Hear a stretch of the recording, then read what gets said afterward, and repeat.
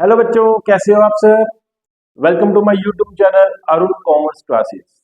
चलिए आज हम डिस्कस करेंगे बैलेंस शीट। विद और विदाउट एडजस्टमेंट में आती है, पार्टनरशिप में आती है। तो चलिए आज हम करेंगे बैलेंस शीट क्या होती है। बैलेंस शीट, बैलेंस शीट को पहले का नाम था statement of affairs. Balance sheet को साइमन स्टीवन साइमन स्टीवन ने इंट्रोड्यूस किया था 1856 में। ठीक है। बैलेंस शीट क्या होती है। बैलेंस शीट में आपके एसेट्स और लायबिलिटीज आते हैं, रियल अकाउंट, पर्सनल अकाउंट आते हैं। और बैलेंस शीट हमेशा इक्वल आनी चाहिए। बैलेंस शीट के लिए आपको ड्राइंग्स चाहिए, कैपिटल चाहिए, एसेट चाहिए, लायबिलिटीज चाहिए। साइमन स्टीवन ने इसको इंट्रोड्यूस किया था 1856 में स्टेटमेंट ऑफ अफेयर्स के नाम पे। ये इसकी ट्रेडिशनल नेम है, बट आज के नाम से इसको बैलेंस शीट बोलते हैं। बैलेंस शीट में पहले एसेट्स हम डीआर में लेते थे और लायबिलिटी हमारी सीआर में आती है, लेकिन साइमन स्टीवन ने इसको रिवर्स कर दिया। ठीक है। चलिए इसका फॉर्मेट आज हम डिस्कस करेंगे। बैलेंस शीट का फॉर्मेट कैसे बनाया जाता है। दो तरह की बेटा बैलेंस शीट होती है। एक होती है आपकी हॉरिजॉन्टल, एक होती है आपकी वर्टिकल। हॉरिजॉन्टल बैलेंस शीट आपकी पार्टनरशिप में यूज की जाती है और वर्टिकल बैलेंस शीट आपकी कंपनी अकाउंट में यूज की जाती है। कंपनीज एक्ट 1932 और sorry partnership act 1932, companies act 2013 चल रहा है। ठीक है। तो फॉर्मूला बैलेंस शीट कैसे बनाएंगे देखिए।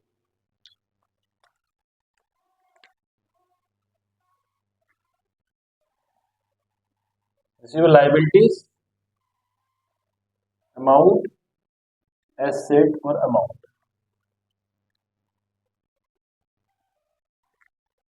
ऊपर हेडिंग दी जाएगी इसकी।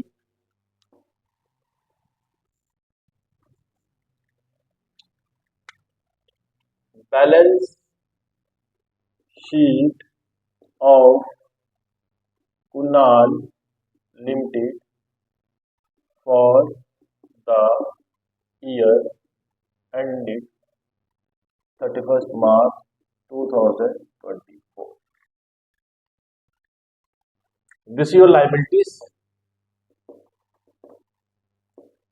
amount, assets, amount साथ में लगाएंगे रुपीज। बैलेंस शीट की इक्वेशन क्या है। Liabilities plus capital equal to assets. तो सबसे पहले हम क्या करेंगे, यहां पे आएगी कैपिटल। कैपिटल अगर आपकी कैपिटल बढ़ती है तो उसमें हम क्या क्या ऐड करेंगे। नेट प्रॉफिट, जो कि हमें पीनल अकाउंट से निकालना है, फाइंड आउट करना है। कैपिटल पे जो इंटरेस्ट आएगा वो भी यहाँ पे ऐड होगा, क्योंकि इंटरेस्ट पे जो कैपिटल होता है, कैपिटल पे जो इंटरेस्ट होता है वो इंक्रीज करता है capital. And then fresh capital introduced,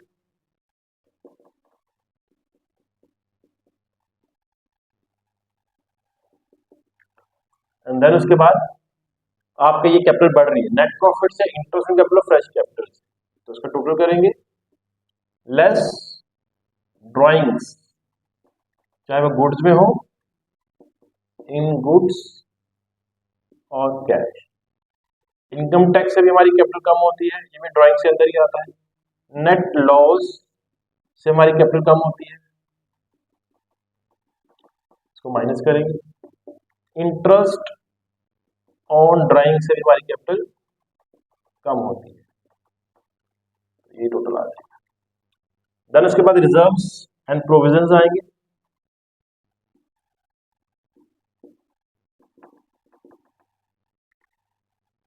जिसमें आपका रिजर्व फंड्स आएगा, प्रोविजन फॉर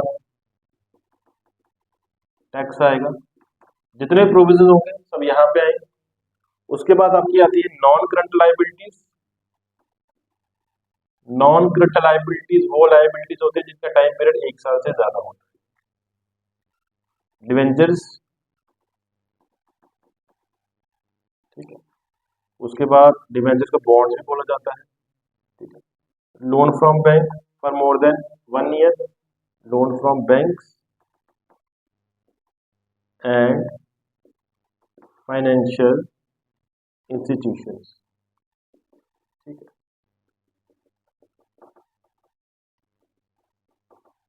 ठीक है। उसके बाद यहाँ पे हमारा प्रोविडेंट फंड्स आता है एंड फंड्स भी आते हैं। प्रोविडेंट प्रोविडेंट फंड वो फंड होता है जो एम्प्लॉयज के लिए रखा जाता है। उसके बाद आपका loan from banks and financial institutions, debentures, bonds, ये सब इधर आते हैं। उसके बाद आती है आपकी करंट लायबिलिटी, जिसको हम बोलते हैं शॉर्ट टर्म लायबिलिटी। इसमें आपके सन्ड्री क्रेडिटर्स आते हैं,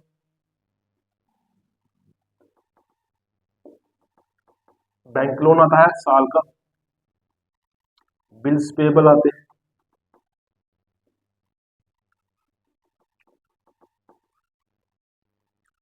बैंक ओवरड्राफ्ट आता है, बैंक से लोन लिया है,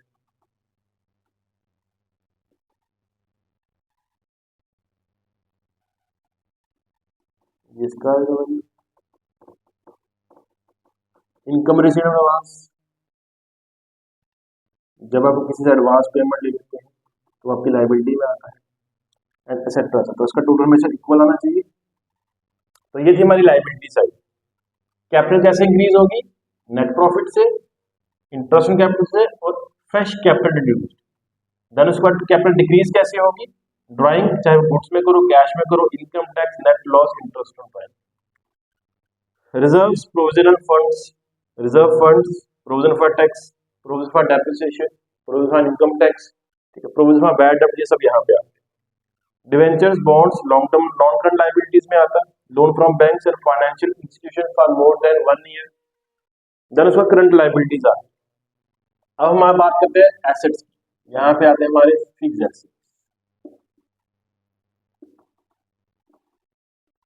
लैंड, यहाँ पे लैंड आती है, बिल्डिंग आती है, live stock, plant and machinery,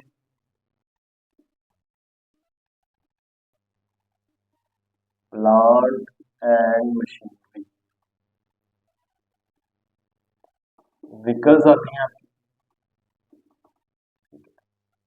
goodwill आती है, कॉपीराइट आता है, ट्रेडमार्क आता है, इक्विपमेंट्स आते हैं। ये आपके आगे फिक्स्ड एसेट्स। ठीक है, देन उसके बाद आपके आते हैं करंट एसेट्स। करंट एसेट्स जिसको बोलते हैं शॉर्ट टर्म एसेट्स। क्या बोलते हैं? शॉर्ट टर्म एसेट्स, जिनका टाइम पीरियड 1 साल तक होता है। Cash in hand, bank balance, इसको आप इंडिविजुअल भी कर सकते हैं, ये स्पेस कम है तो मैं इसलिए यहाँ पे एज इट इज लिख रहा हूँ। सन्ड्री डेटर्स, ठीक है, प्रीपेड एक्सपेंसेस, उसके बाद बिल्स रिसीवेबल, देन उसके बाद आपका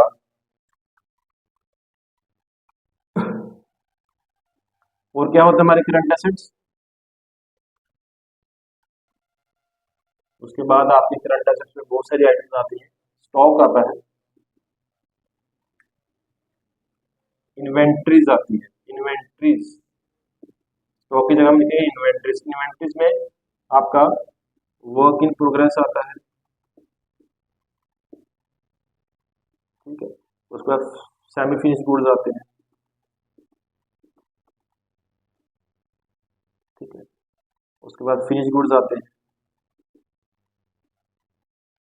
ठीक है, देन एडवांसेस टू सप्लायर, ये भी हमारा एसेट होता है, ठीक है।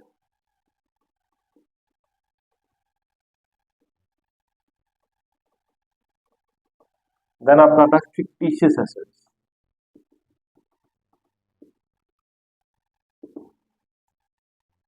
ठीक है, ये आपका टोटल आ गया। ये थे आपके format of balance sheet, format of balance sheet. ठीक है, तो ये थे आपके liabilities, capital, liabilities, fixed assets और करंट एसेट्स। ये थी बैलेंस शीट जो कि फाइनेंशियल ईयर के एंड में बनाई जाती है। This is very very important topic from the examination point of view. ये चैप्टर आपको काफी ज्यादा हेल्प करेगा। तो ये था फॉर्मेट, इस फॉर्मेट प्लीज नोट कीजिए and thank you for watching this.